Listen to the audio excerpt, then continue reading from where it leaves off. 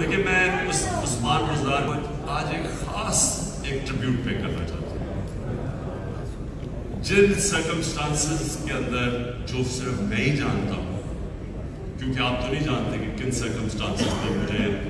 Chief minister کی choice کرنی پڑی تھی. مجھے پتہ ہے میرے اوپر کس طرح کی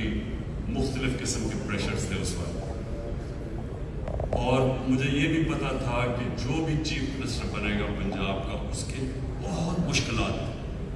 اور جتنا مشکل اس نے وقت گزارا ہے، میں آج آپ کو کہہ رہا ہوں کہ جتنی اس کو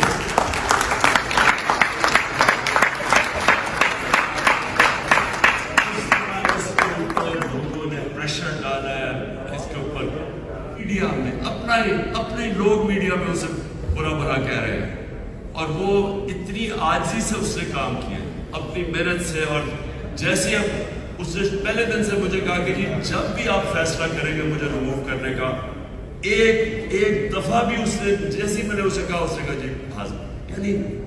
اس طرح کی عاجزی اس نے دکھائی مشکل وقت میں کام کیا. میں آج خاص اس کو عثمان میں آج خاص آپ کو سب کی طرف سے، اپنی پارٹی کی طرف سے خراج تحسین پیش کرتا ہوں.